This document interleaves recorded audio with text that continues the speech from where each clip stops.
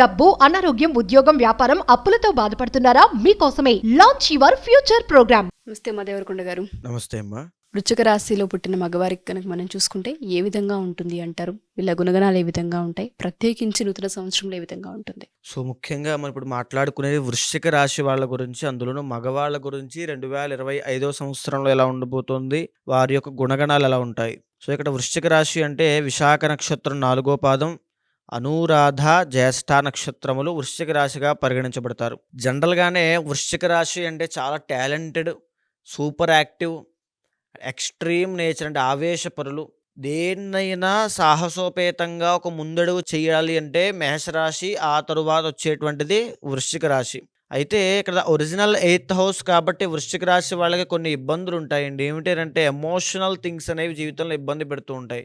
Emotional blackmails, emotional things, love breakup, ఆరోగ్య ఇబ్బందులు, accidents, fire accidents, depression, anxiety, satisfaction లేకపోవడము, ఇలాంటివి ఒక ఫేజ్ ఆఫ్ లైఫ్లో వీళ్ళు ఖచ్చితంగా రుచి చూస్తారు. సో ఇక్కడ ఎప్పుడైతే కుజుడు ఆధిపత్యం వహిస్తూ ఉంటాడో ఏదైనా ఫాస్ట్గా గ్రాప్ చేసుకుని ఆ గ్రాస్పింగ్ పవర్ ఎక్కువ ఉన్నటువంటి వృశ్చిక రాశి వాళ్ళ జీవితంలో కొన్ని ఇబ్బందులు అనేటువంటివి కనబడుతున్నాయి రాబోయే రోజుల్లో అండ్ ఇప్పుడు కూడా. సో ఇక్కడ మేజర్గా వృశ్చిక రాశి వాళ్ళ యొక్క గుణగణాలు మనం చూస్తే కనుక జాతకంలో లగ్న షష్టాధిపతి అంటే original 6th and 1st house owner కుజుడు అవుతాడు కాబట్టి శత్రువులు ఎక్కువ శాతం ఉండే అవకాశం ఎక్కువ ఉంటుంది. ఆరోగ్య సమస్యలు ఎక్కువ ఉండే అవకాశం ఎక్కువ ఉంటుంది. తరువాత అప్పుల పాలయ్యేటువంటి ఫైనాన్షియల్ స్ట్రగుల్స్ అనేవి వీళ్ళు ఖచ్చితంగా ఫేస్ చేసే అవకాశాలు ఉంటాయి. వాటి విషయాల్లో వీళ్ళు చాలా జాగ్రత్తగా ఉండాలి. వాటికి సంబంధించిన ప్లాన్స్ ముందుగానే వేసుకోవాలి. అయితే the original 2nd and 5th lord గురుడు కాబట్టి చదువు విషయంలో యావరేజ్ పీపుల్ చాలా బాగా రాణిస్తారు. ఓకే, గైడెన్స్ లేకపోతే ఎప్పుడైతే వృశ్చిక రాశి వాళ్ళ జ్యేష్ఠ నక్షత్రం అందులో చాలా క్యాలిక్యులేటివ్ నక్షత్రం అండి. సో అది ఎక్సలెంట్గా ఉంటుంది. నాలెడ్జ్ అయినా, టాలెంట్ అయినా, స్కిల్స్ అయినా. కానీ వృశ్చిక రాశి వాళ్ళకి జనరల్గా ఒక దాని మీద ఇంట్రెస్ట్ అనేటువంటిది ఉండదు. సో 2-3 రకాలుగా సో వీళ్ళకుండే టాలెంట్ చాలా ఉంటుంది. వీళ్ళ టాలెంట్ని వీళ్ళు గుర్తించడంలో అసలైన పెద్ద టాస్క్ అనేది వీళ్ళకు ఉంటుంది. సో వీళ్ళ టాలెంట్ చాలా అమోఘం అండి, అద్భుతం. కానీ వీళ్ళు ఆ టాలెంట్ని గుర్తించలేరు. అది గుర్తించకుండా ఏదో చిన్న చేస్తూ ఉంటారు. బికాస్ ఆఫ్ కుజుడు కాబట్టి, లగ్న షష్టాధిపతి అయ్యాడు కాబట్టి వీళ్ళే శత్రువుగా మారిపోతారు. వీళ్ళ జీవన విధానంలో అంటే జీవన శైలిలో డైలీ రొటీన్లో ఖచ్చితంగా పోరాటం చేయాల్సిందే, పని చేయాల్సిందే. కూర్చుని తింటానంటే పని అవ్వదు వృశ్చిక రాశి వాళ్ళకి. ఖచ్చితంగా వాళ్ళు కూడా కష్టపడేటువంటి తత్వం, హార్డ్ వర్కింగ్, డిటర్మినేషన్ అలాగే ఉంటుంది ఖచ్చితంగా.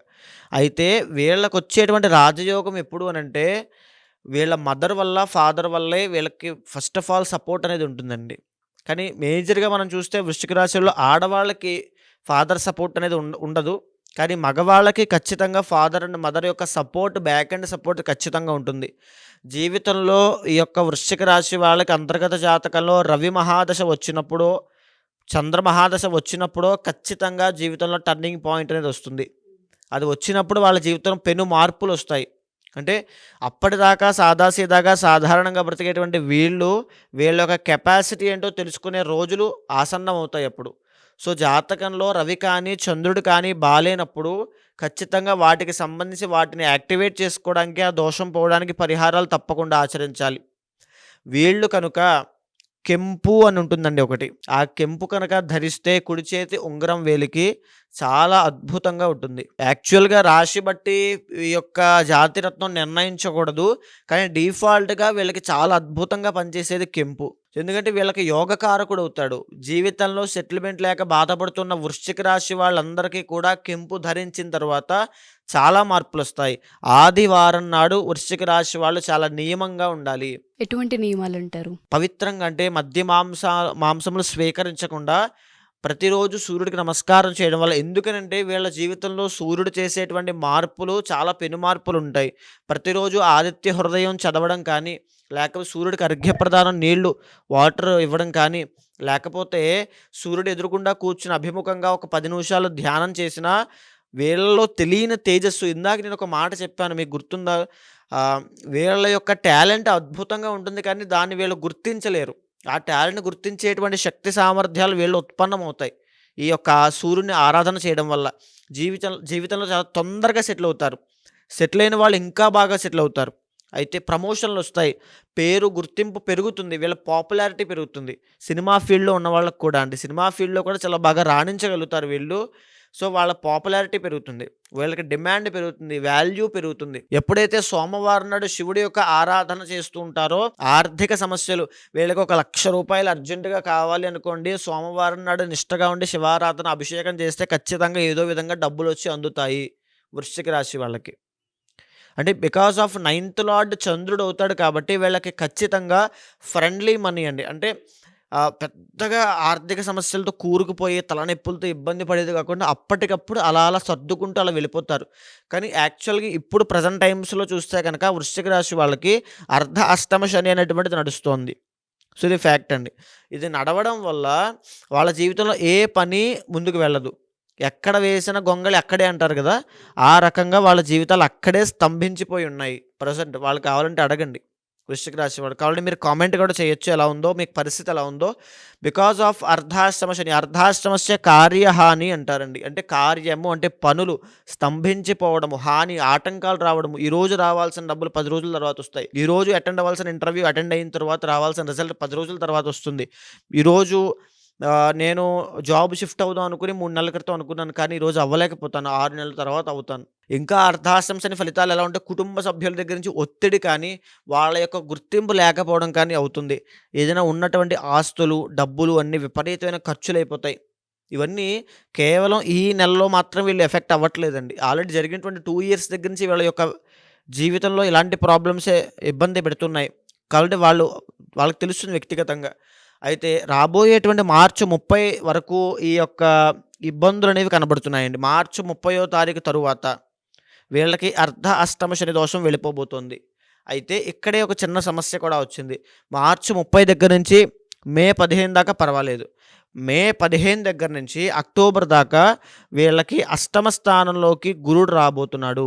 అంటే వృషభంలోకి మిథునంలోకి ఎంటర్ అయిన తర్వాత గురుడు అష్టమ స్థానంలోకి వస్తాడు. అష్టమంలో గురుడు అంటే మరలా తీవ్రమైన ఆర్థిక సమస్యలు, అవమానపడము, అంటే రావాల్సిన పేరు చోట ఇబ్బంది పెట్టేటువంటి పేరు, వీళ్ళు ఏ తప్పు చేయకపోయినా ఇబ్బంది పడతారు, జాబులు పోవడము, వ్యాపార నష్టాలు కలగడము, ఆరోగ్య సమస్యలు రావడము, అప్పుల పాలవ్వడము, అప్పుల బాధలు భరించలేకపోవడము, లోన్స్ ఈఎంఐస్ కట్టలేకపోవడము, లేకపోతే అష్టమంలో గురుడు కాబట్టి చిన్న చిన్న వాహన ప్రమాదాలు జరగడము లాంటివి ఖచ్చితంగా వీళ్ళకి జరుగుతాయి అక్టోబర్ దాకా. అక్టోబర్ తరువాత నుంచి డిసెంబర్ దాకా ఎక్సలెంట్ గోల్డెన్ పీరియడ్ అండి మళ్ళీ వీళ్ళకి. ఎందుకంటే బికాస్ ఆఫ్ భాగ్యస్థానంలోకి గురుడు రాబోతున్నాడు కాబట్టి. అదేవిధంగా ఈ వృశ్చిక రాశి వాళ్ళకి 5th హౌస్లోంచి 4th హౌస్లోకి రాహు రాబోతున్నాడు. సో దీని మూలాన ఖచ్చితంగా ఒక బెనిఫిట్ ఉంటుంది.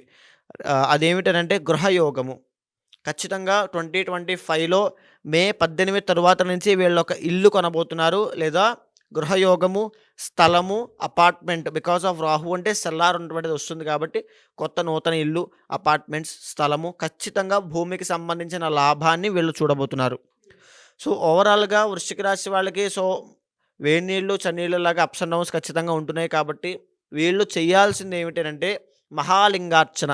ఏదైనా ఒక సోమవారం నాడు ఆరుద్ర నక్షత్రము, పౌర్ణమి లాంటి కలిసిన తిథుల్లో కానీ, ఆరుద్ర నక్షత్రం నాడు కానీ, పౌర్ణమి నాడు కానీ కూర్చుని ఇంటర్నల్ జాతకం ఖచ్చితంగా గమనించాలి ఉషా గారు. ఇంటర్నల్ జాతకంలో ఏ దశ అంతర్దశ నడుస్తున్నాయో చూసిన తర్వాత ఆ దశను అనుసరించి దానికి తగినటువంటి దోషం అంటే ఆ పరిహారంతో పాటు ఖచ్చితంగా చేయాల్సింది మహాలింగార్చన.